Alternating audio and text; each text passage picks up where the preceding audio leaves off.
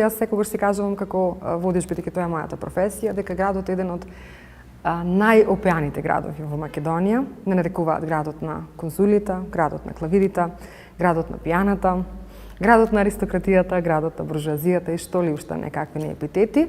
Но интересно е што и ден денес гостите кои што доаѓаат од секаде од страна, како што се од Албанија, од Турција, па некогаш дори од Тунис, се уште не нарекуваат не Битола, туку не нарекуваат манастир.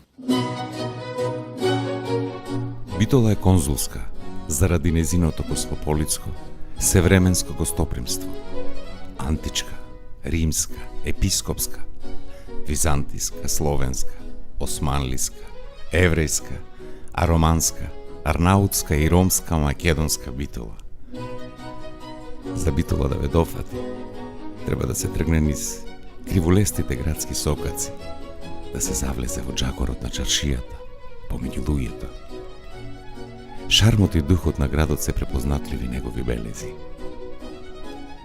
Богатата и турбулентна историја на градот, но и развојот на науката, културата, уметноста, специфичниот и уникатен начин на живот на локалното население, го направија градот необичен и најавтентичен во целата држава. Богат со приказни и легенди, културно наследство, ги привлекува посетителите да уживаат низ богатото минато, но и да го поминат своето време исполнето и интересно. Националната установа Завод и музеј Битола се наоѓа во така наречената стара касарна, која што е изградена 1848 година. Во тој период познати се и црвената и белата касарна, во која што била сместена 30.000-ната турска војска. Оваа зграда на почетокот била воена гимназија и дадие, која што подоцна во 1906 година прераснала во академија, значи училиште од повисок ранг. Мустафа Кемал Ататурк, познатиот турски државник и реформатор, ги поминал своите средношколски денови, односно бил кадет во воената гимназија, почнувајќи од 1896 година до 1899 година.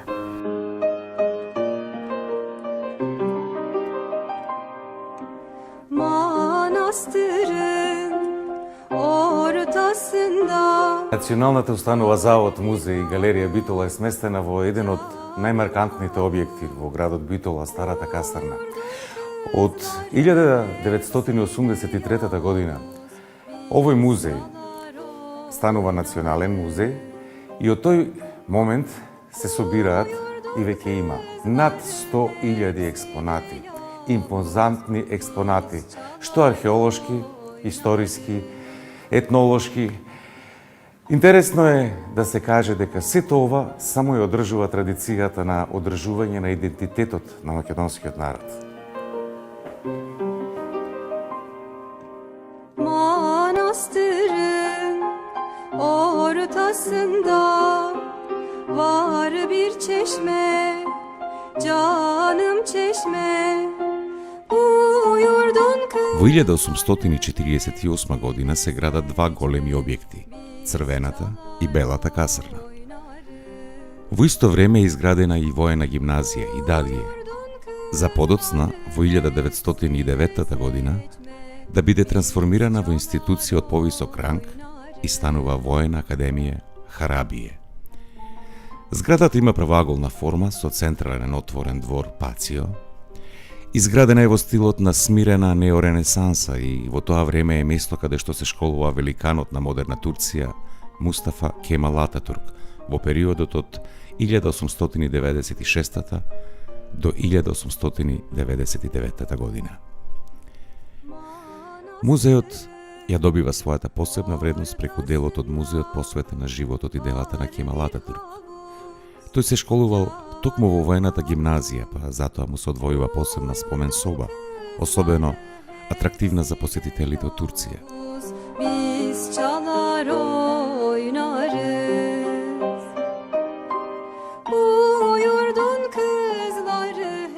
Во моментов се наоѓате пред Националната станова Завод и музеј Битола.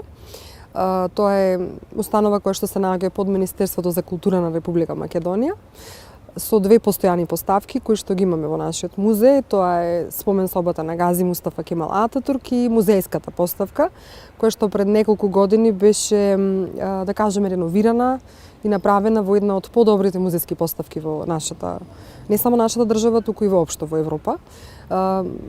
Мило ми е да кажам дека токму таа музејска поставка во моментов е некаде на 5-то место по своето историско значење.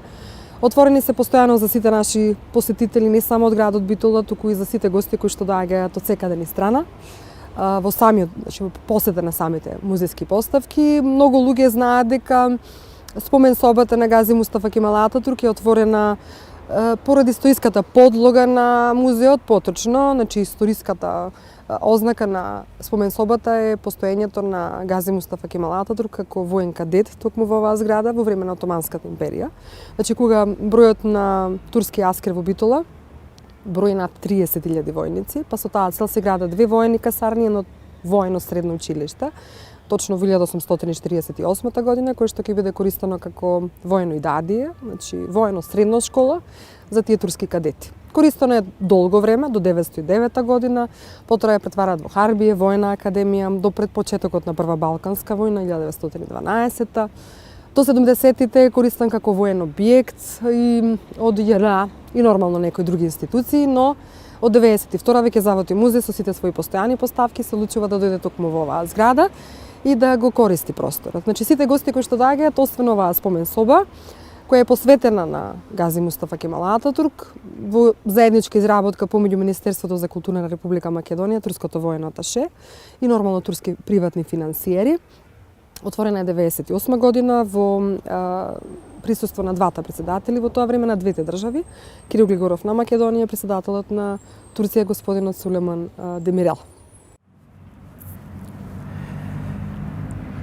На крајот од Чироксок се наоѓа прекрасната зграда на офицерскиот дом Битола, која што почнала да се гради 1911 година од тогашниот валија Абдул Керим Паша, а била завршена после Првата светска војна.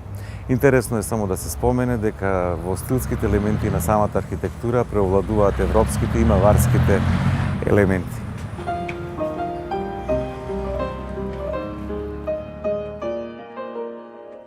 Овој човек не само што Битола го познава како мощне голем европски ориентиран ерудит, туку го памети како ктитор на изградбата на офицерскиот дом, на театарот, на кејот на Драгор, уредувањето на Тумбекафе, како излетничко место на познатите теферичи, уредувано по повод посетата на султанот Решат Петти во 1911 година. Uyurdun kızları hepsi, uyurdun kızları hepsi de ya. Старата битолска чаршија со околу 900 дуќани беше дамарот на градот каде се создаваше и каде се продаваше. Во неа се насетуваше животот на Битола. Бројните занаети и професии го диктираа темпото на животот на целокупното население и од градот, но и од околните места.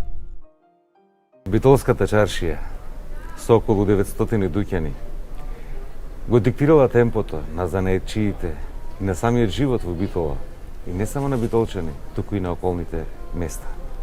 Var bir çeşme, canım çeşme. За битолчани и луѓето од околните населени места и денес представува истото опеано место во песните, со сите специфики на својата субкултура која старата чаршија носи со себе низ вековите. Старата битолска чаршија е трета по големина на Балканот.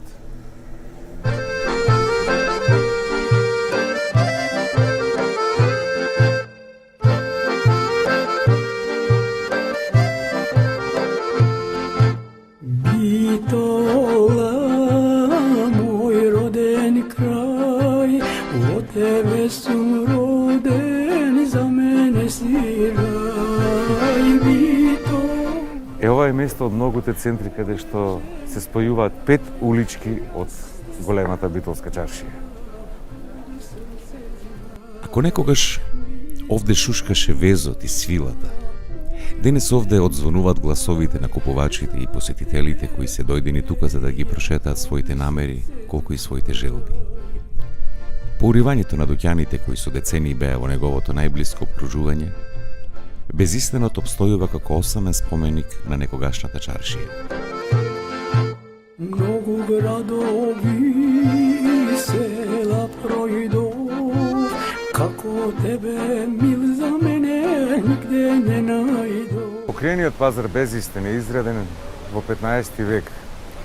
Меѓутоа, до 20 век веќе бил два пати доградуван. Значајно за него е што има во него 3 улици со дури 84 дуќани. Тоа е една импозантна градба, монументален споменик, изграден во масивен систем, со сводови и тој е покриена практично чаршија, покриена и затворена чаршија. Во неговите 84 дуќани, сместени во трите улици, не само што се продавале најубавите скапоценности, туку се чувале и лирите од собраниот данок на битолскиот вилает, како и имотот на лицата починати без наследници. Денес оваа тврдина крие многу предизвици пред оние кои овде дошле да купат дел од минатото на овој објект.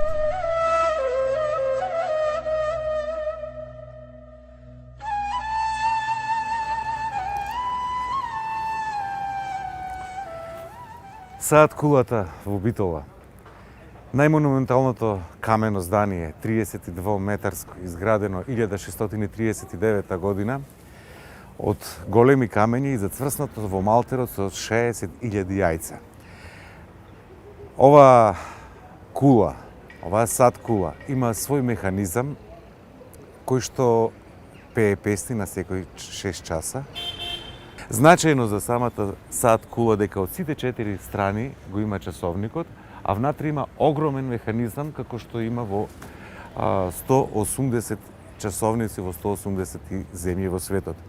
Инаку тој е непосредно изграден до Исак џамијата, која што исто е еден прекрасен објект во центарот и во централното градско подрачје на Битола.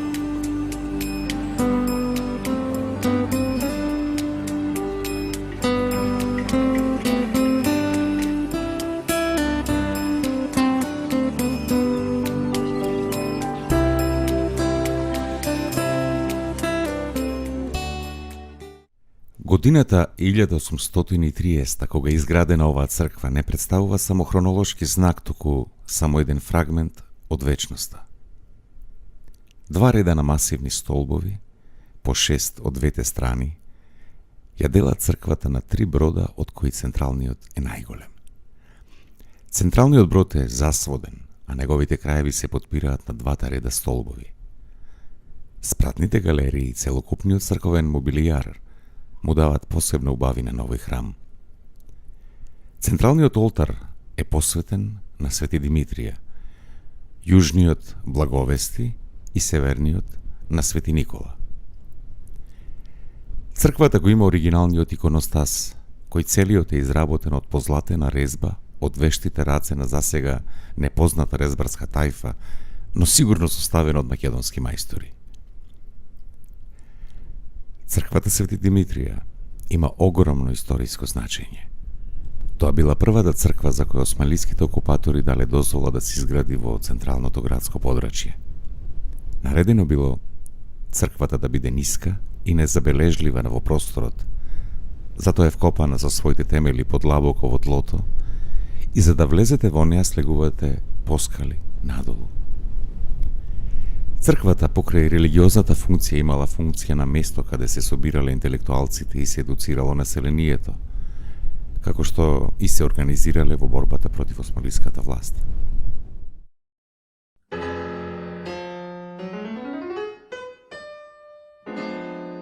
Куќата на Вагнер всушност беше куќа на многу познатиот битолски музичар Димитрија Лала, која до скорешно време беше позната како приватен музеј. Вредните предмети ги откупи Националната установа Завод и музеј Битола. Овој објект се наоѓа во строгиот центар на градот и раскажува за познатата, но мистериозна приказна за посетата на композиторот Рихард Вагнер во Битола. Имено Приказната зборува за тоа дека Димитрije Лала соработувал и земал часови по пијано токму кај Рихард Вагнер и се споменува и Франц Лист. Тоа е периодот на конзулска и клавирска битола кога повеќе граѓани се школувале во европските културни центри. Лала бил еден од капелмајсторите во периодот кога во театрот во Бајројт, Германија, се изведувале Вагнеровите опери. Се смета и дека Вагнер ја посетил и престојувал во Битола 3 дена во 1878 година кај семејството Лала. Мистериозната приказна понатаму вели дека битолчанецот Лала се зближил и имал афера со втората сопруга на Вагнер, Козима, зашто овој бил особено љубоморен. Најомилениот студент на Вагнер, грчкиот пијанист Емилиос Риадис, раскажува дека кога во Париз си предал писмо на Козима од Димитар, на незините очи навреле солзи.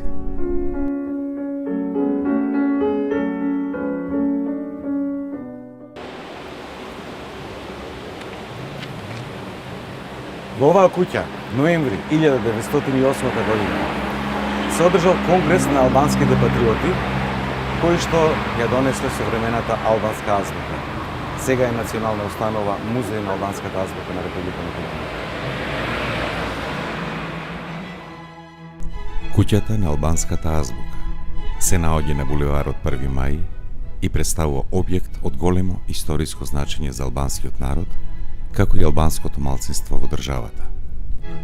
Имено, од 14 до 22 ноември во 1908 година, во овој објект е одржан конгрес на албанските патриоти, на кој е донесена современата албанска азбука.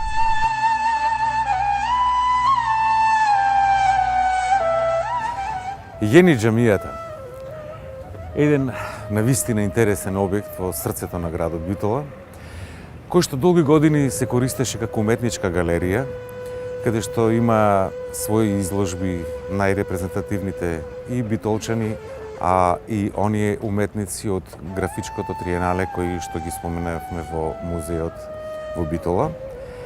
А најинтересен податок за оваа џамија е дека со ископините кои што се направени од пред неколку години, под неа се наоѓа црквата Свети Ѓорги, така да оваа џамија е изградена над црквата. Јени џами. И таа џамија е интересна по тоа што е позната и по името Нал џамија. Тоа би значило како Потковица. Исхак Челеби Ибн Иса џамија е изградена во 1506 година и таа е една од најстарите зачувани џамии во Битола. Изградена е наспроти Саат Кулата и големиот Безистен.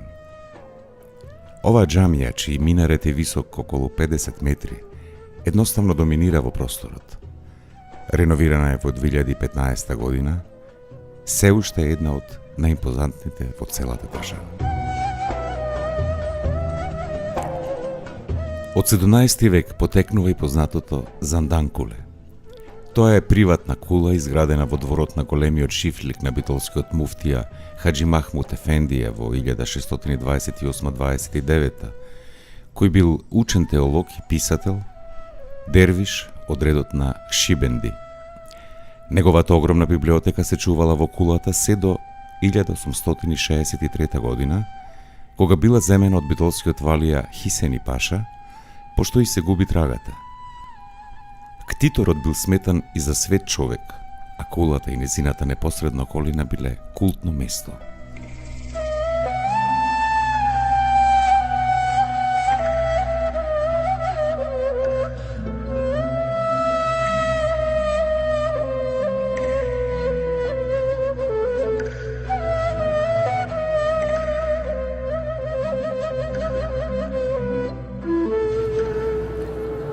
Магазата.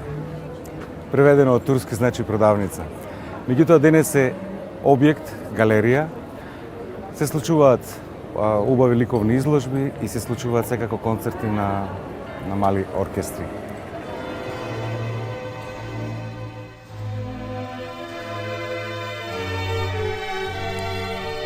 Католичката црква изградена е во 1909 година во новогодски француски стил.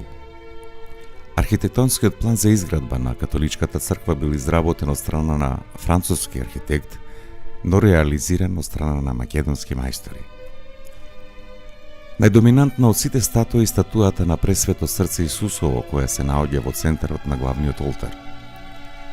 Камбанаријата на црквата е изградена во периодот од 1938-1940 година и е подарок од словенечките верници.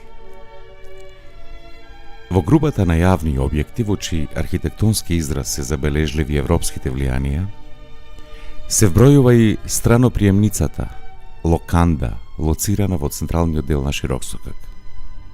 Тој е првиот хотел изграден од страна на државата за сместување на високи воени лица при нивниот престој во Битола и за времено сместување на конзуларните представници. Подоцна објектот бил откупен од француската влада за потребите на лазаристичката мисија за 12.000 франци, а денес истиот функционира дел како стамбен објект, дел се користи за потребите на католичката црква.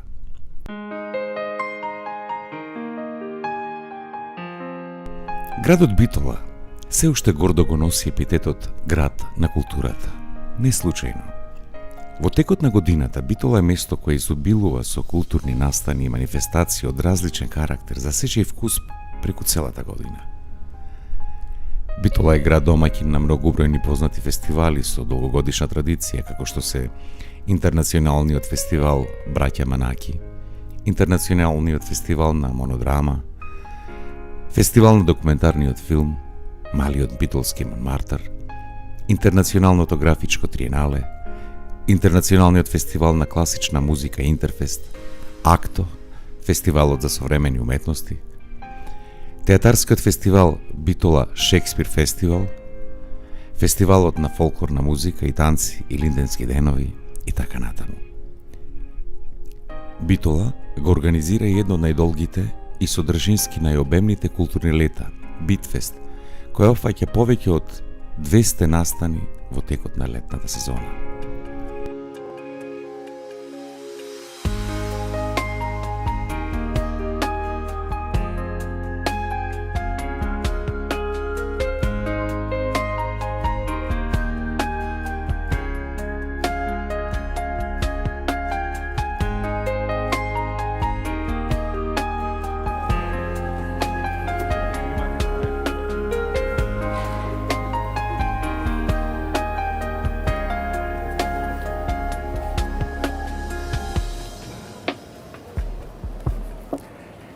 Едвард Мини, англискиот патеписец кон крајот на 19-тиот и почетокот на 20-тиот век, кажал за Битола, цитирам: "За разлика од Англија, каде што процентот на население кое знае повеќе јазици, во Битола бев изненаден, зачуден, затоа што во овој град и децата зборуваат најмалку по 2-3 јазици, течно и речиси целосно. Ако ја имаме во предвид изреката колку јазици знаеш, толку луѓе вредиш, тогаш замислете каква е таа средина и во културен, и во економски, и во цивилизацијски план во однос на нашата, каде ретко може да се најде човек кој зборува најмногу 2 јазици. Мини не бил осамен, ниту неговиот заклучок бил субјективен. Чехот Лудвиг Куба исто така ќе забележи: во Битола сите зборуваат по неколку јазици.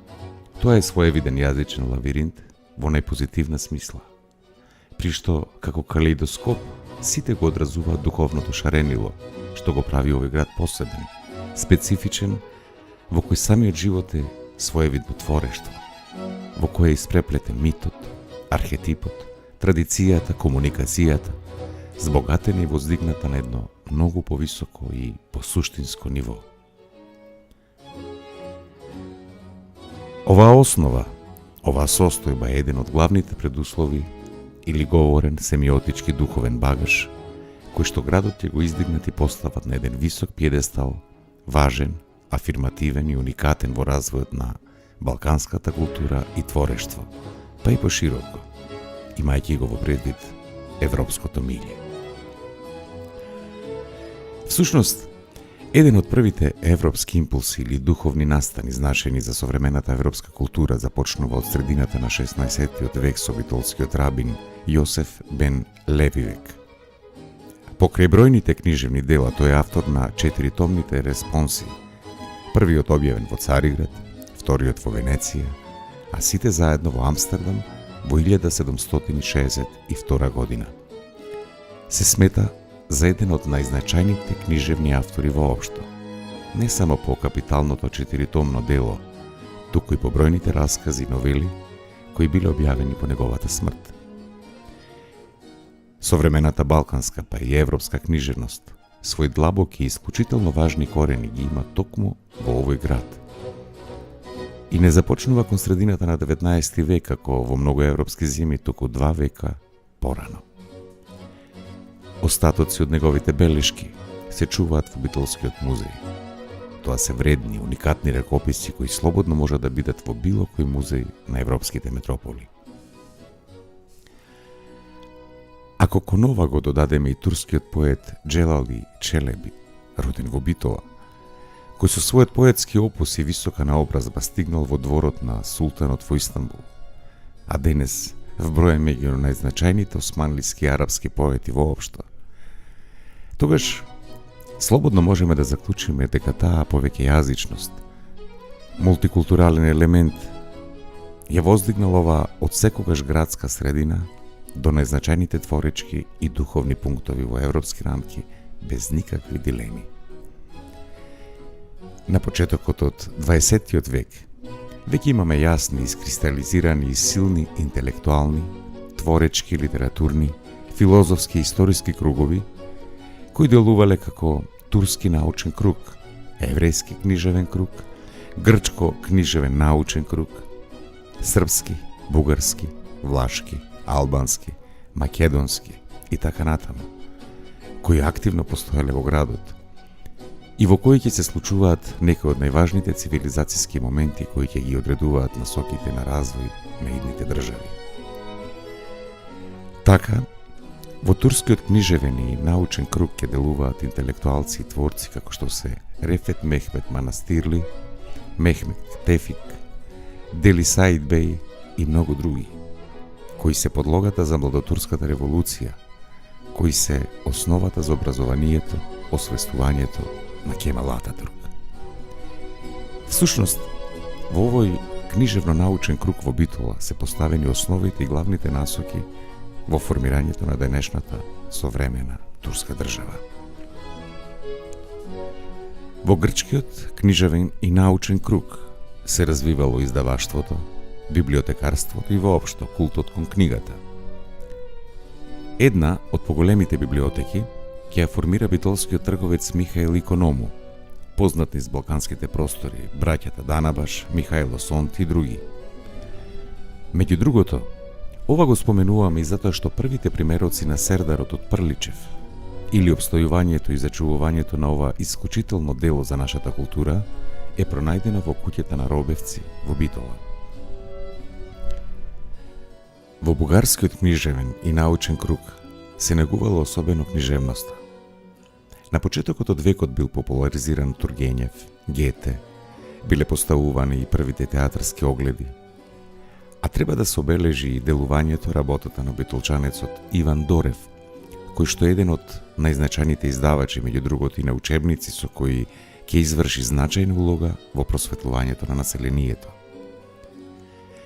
Како куриозитет може да се спомене дека во тој период во Битола подолго престојувал еден од најзначајните бугарски поети Пејо Јаворов, авторот и на биографијата за Гоце Делчев.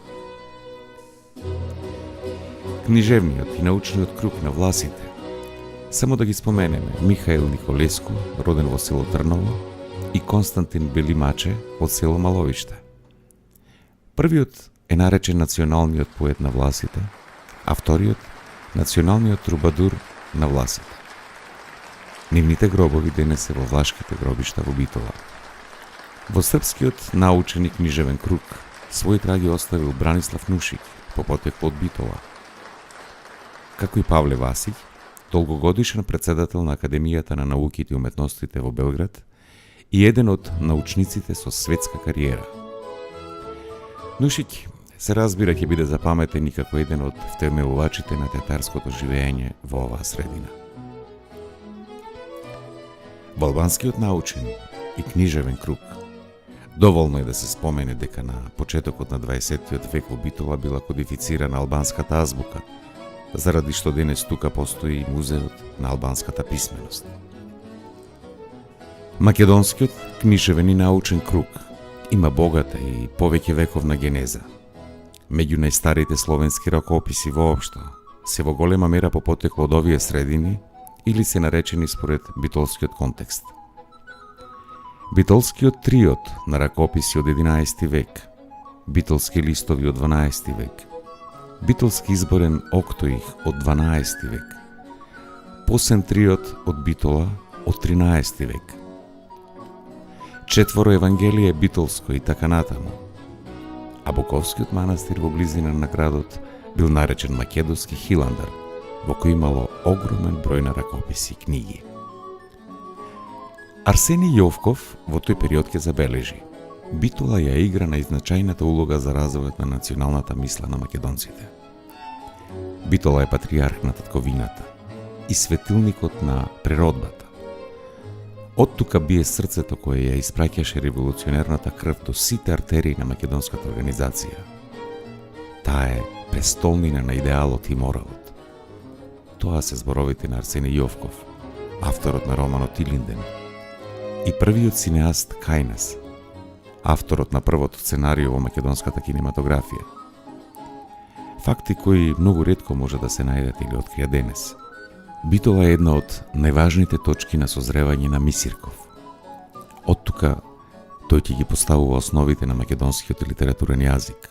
После Втората светска војна, градот некако добива некаква сила и почнува да ги откопува сите оние закопани тестаменти на самиот град. Не случајно е речено дека е најопеан град. Да, тој е најопеан град, меѓутоа никаде не се споменува автор, освен после тоа на еден човек. Но скоро се што е создадено во вид на музика е безимено. Тоа значи тоа е крикот на самиот град.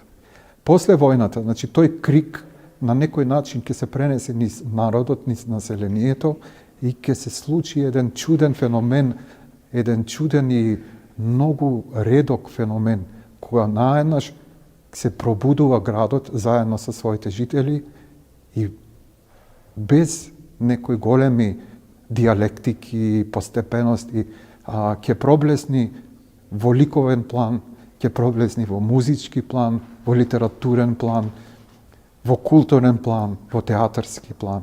Значи, наеднаш, после војната Битола станува еден од центрите на културното живење во тогашна Југославија. Благодарение на бројната печатарска мрежа и скоро едновековна традиција, таа ќе продолжи да суштествува низ Гутенберговата галаксија, собирајќи ја новата генерација творци. Денес слободно можеме да ги сметаме во своевидниот, специфичен и посебен битолски литературен круг. Речи си и да нема писател од македонската литературна средина кој не поминал, не се образувал или не почнал од оваа книжевна галаксија. Списокот е огромен. Времето и просторот не ни дозволува да ги споменеме сите подетално. Но факт е дека од Владо Малевски, меѓу другото авторот на текстот за првата представа, изведена на македонски јазик во Битолскиот театар, па преку Јован Костовски, Мите Богоевски, Волче Наумчевски, Лазо Каровски, Тоде Ѓорески, Ванчо Николевски, Владимир Костов, па преку Петре Андреевски, Божин Павловски, се до најмладите, особено поети кои исто така во поголем број го одржуваат литературното пулсирање на овој град, со традиција и континуитет од неколку векови, а ракурси и зафати кои што без задршка или дилема ја доближуваат литературата до современите книжевни струења, без ни најмалку локализми, а со многу космополитизам, универзалност и национална светлина споена во еден духовен, книжевен автентичен простор. Централната институција, храмот на книгата е секако матичната и универзитетска библиотека во Битола, една од најстарите од ваков вид во државава, со огромен фонд на најразновида литература, со издаваштво и бројни активности, промоции, изложби, поетски, литературни читања и друго. По бројот на младите посетители, интересот за книгата во градов се негова подмладок, кој очигледно не е само љубител на книгата, туку и идните творци, кои ќе даваат нов смисол на постоењето и на изнаоѓањето на патиштата до човечката душа.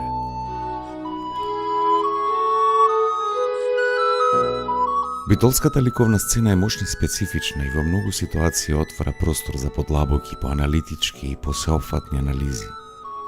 Затоа што сега веќе постојат некои нови сознанија, новооткриени дела и автори кои сериозно веќе ја поместуваат историјата на современото македонско сликарство. Досега како основоположници на современото македонско сликарство се сметаат Мартиновски, Пандилов, Личеновски. Се што се работело пред нив, спаѓало најчесто во доменот на фреско и иконопиството.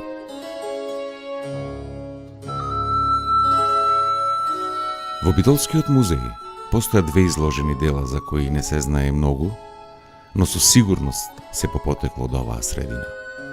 Првото е портрет на две деца, работено во Бидермаер, виенски стил, од крајот на 19. век.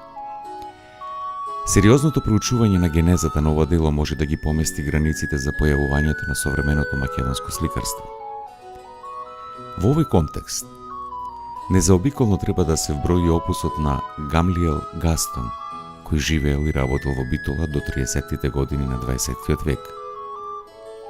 Мајка му била по потекло од Виена, жена со широко образование. Забележани биле и нејзините концерти за пијано кои повремено ги давала пред битолската публика. Татко му бил трговец од Солун. Гамлиел, покрај реалистичките портрети, има оставено и неколку пейзажи, слики на архитектура и, што е најважно, воопшто непознато за македонската јавност, тој е авторот на првиот стрип, можеби и во балкански рамки. Ако кон ова се додадат и уметничките фотографии, особено на Јанакија Манаки, за кој во почетокот на векот ја освојува големата меѓународна светска награда за уметничка фотографија, ако кон ова се додадат и бројните ѕидни и тавански сликари од почетокот на векот во старите битолски куќи, работени според мотиви на старите венецијански мајстори, слободно можеме да кажеме дека почетокот на македонското современо сликарство е сепак од крајот на 19. век и дека Битола е неверојатно местото од каде што почнува да се шират сваќањата за новиот ликовен израз. Во тоа време се јавуваат првите фотографи, па голем број од ликовните уметници се обидуваат на некој начин да доловат дел од фотографиите, така што може да се најдат ликовни дела со профана содржина, кои што се како работени со молив, а изгледаат исто како една фотографија. Како уште еден факт кон ова е и работењето на Иван Мелников, кој доаѓа од Русија, емигрант по Октомвриската револуција, автор со академско ликовно образование. Оставил бројни дела од профан карактер, особено пейзажи и портрети. За жал, речиси сите однесени во Русија по неговата смрт во 1973 година. По ослободувањето, Битола, исто како и во литературниот домен, брзо се прилагодува и се вклучува во најактуелните ликовни движења. Отворена е галерија. Доаѓаат автори со академско образование. Се формира ликовен круг со истакнати и активни творци. Првите самостојни изложби, кои што почнаа да се организираат во градот, беа организирани во разни хотели и ресторани на главната улица на Широк Сокак, например Хотел Централ, Хотел Ројал, а потоа се формира, односно се оснива уметничката галерија, Кон 60-тите години на 20-тиот век, најстарите членови на битолскиот ликовен круг, обединети во групата Вдист, ќе остваруваат историски изложби низ главните центри на тогашна Југославија, а и пошироко – Париз, Рим и така натаму. Најинтересно е што нивните дела по современиот израз, актуелноста и зрелоста ќе бидат споредувани со делата создавани во најголемите ликовни центри, не само на тогашната држава. Помладите автори ќе ја продолжат оваа активност, афирмирајќи го градот низ широки ликовни пространства. Вдист е скратеница на иницијалите на уметниците, од имињата на уметниците кои што членуваја. Тоа се Видимче, Пето, Јован Димовски, Борислав Трајковски, Перо Спировски и Менде Ивановски. По иницијатива на еден поширок одбор на интелектуалци од градот се формира и своевидна галерија на југословенската графика. Најпрво, таа галерија работеше во систем на прибирање на графички дела од целиот југословенски простор. Особено тука се истакнува графичарите од Словенија. После распадот на Југославија настана еден празен од кој беше пополнет со формирањето на меѓународното графичко триенале 1994 година. До сега се организирани 8 вакви меѓународни манифестации. На тие 8 меѓународни манифестации имат настапено над 5000 автори од околу 100 држави од светот и во својот радиус на дејствување на свое презентирање, ова графичко триенале се бројува меѓу врвните во светот. Во богатото ликовно живење на градот, исполнито со бројни самостојни и колективни изложби од најразлични стилски преокупации, треба да се спомени и малиот битолски Монмартр, кој неколку децении го обединува ликовниот израз на децата речиси од целиот свет.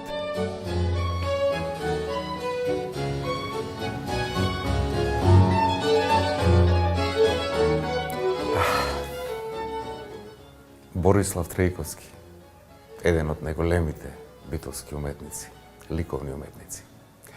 Ова се дел од неговите реквизити, неговите пишани зборови што ги отстапи фамилијата Трајковски на Завод музеј и галерија Битола. Посебна благодарност од мене до фамилијата, тоа што ни го отстапи најголемото негово дело за плакатот на Хенри VI, со кој бевме во Лондон.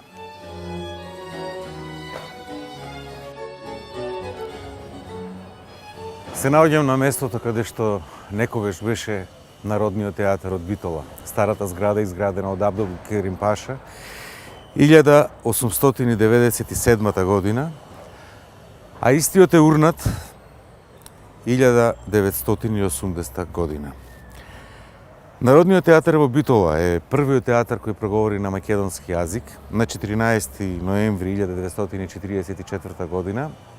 Тоа е представата Ѓоре Магаревски од Владо Малевски во режија на Димче Стефановски. Од тој момент започнува македонскиот театар во Македонија. За оваа зграда е важно дека е подигната, како што кажав, од Абдул Керим Паша и дека во неа се случувале разни представи одиграни на бугарски, на српски, на турски, на повеќе јазици балкански, така што историјата на самиот театар е многу поодамна, значи една 100-годишна историја претходно за да новиот театар во кој се наоѓаме и ние актерите имаме навистина традиција и голем багаж на нашите грбови да го држиме онаков како што треба да биде за следните генерации да имат што да учат и да покажуваат на своите сограѓани.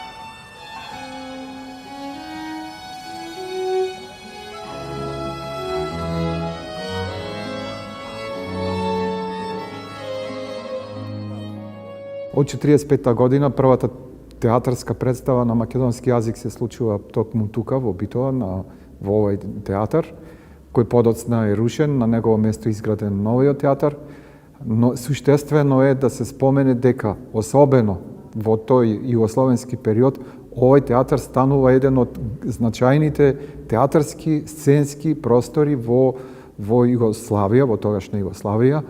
Доаѓаат најистакнатите режисери, се случуваат представи кои гостуваат на повеќе центри и не само тоа, гостуваат низ фестивалите, тогашни, релевантни, и освојувајќи бројни, значајни награди и како театар во целина, и како актерска ситуација, и како режисерска ситуација.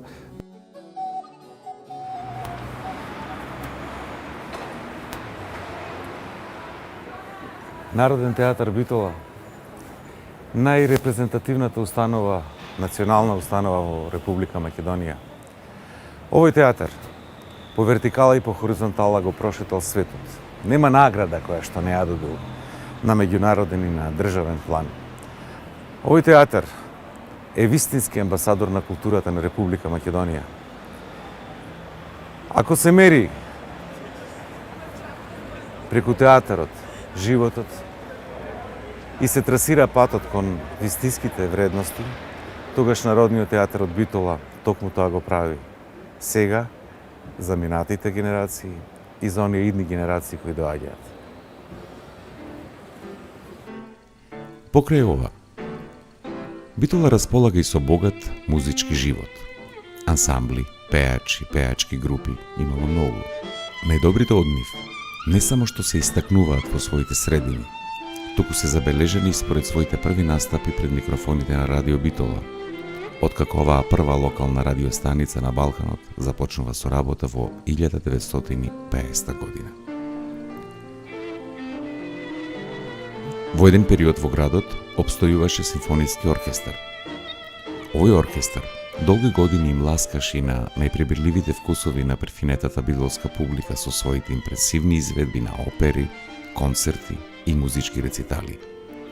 Имено, на 1 февруари 1960 година одржан е првиот концерт на Битолската филхармонија.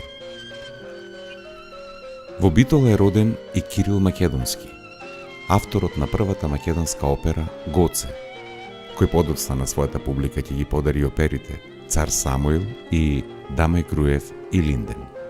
Балети, голем број дела со меѓународен квалитет. Диригентот и истакнатиот музички работник, академик Георги Здравев, ја поставува првата опера во градот Орфеј и Евридика од Кристоф Вилибалд Глук на 3 февруари 1960 година, што само по себе е настан без преседан, кој што зборува за високо европско музичко живење. Истата година, на 4 април, одржан е вториот концерт на Битолската филхармонија по диригентска палка на професор Георги Здравев. Сепак, од низата музички настани, најзапаметена по својата импресивност ќе биде премиерата на операта Орфеј, диригент Георги Здравев, режисер Кирил Македонски, сценограф Петар Ангеловски, поставена на 12 јуни 1965 година во Хераклеја Лингестис. Тоа беше историски чин, каде музичарите, критичарите, меѓу кои Искаловски и солистите, кажа дека тоа е посебно уметничко доживување. Тука пеја наши студенти, кои денес многу често ме споменуваат и се благодарни за она што го направивме во тогашна Хераклеја. Вреди да се истакне и сентенцата толку пати повторувана дека тоа е најопеаниот град, со специфично негување на староградски песни, кои се еден вид на шансони и балади, карактеристични за ова подрачје, аналогни на певите кои ги среќаваме низ европските метрополи. А како не истакнак, кантавтор од овој домен е секако Ајри Демировски, чиј опус, чие творештво, потпрено токму на оваа староградска шансониерска традиција, и ден денес ја прават музички препознатлива Битола низ цел свет. Неговите песни за Битола, како и некои песни од народното творештво, без претерување се познати подпевнувани од Кина па до Аргентина. Скоро и да нема место каде што некој не го знае рефренот за Битола, мој роден крај.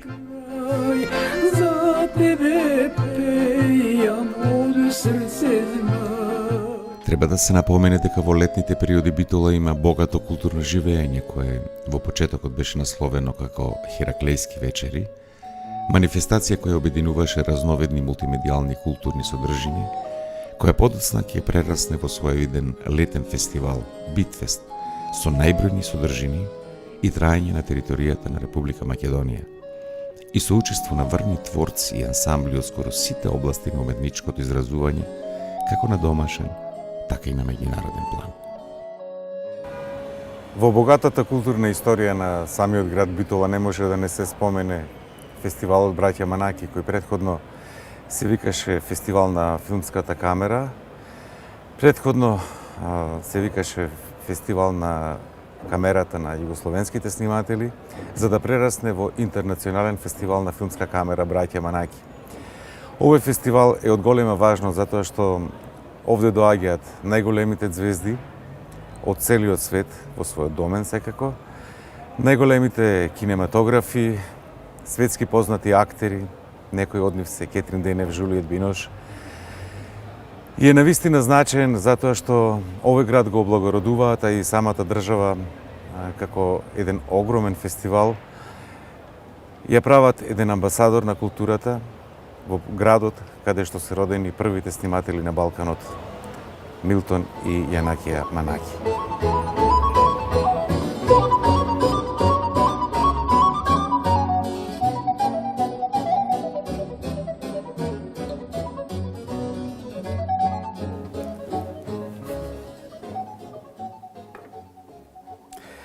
Да не заборавиме да кажеме дека македонската забавна музика потекнува токму од Битола. Најголемите текстописци, композитори, аранжери се родени во Битола или живеат во Битола, учени во Средното музичко училиште во Битола. Од познатиот Шпато, па се до најголемиот шансониер Славе Димитров, Сашка Петковска, Тоше Брајевски.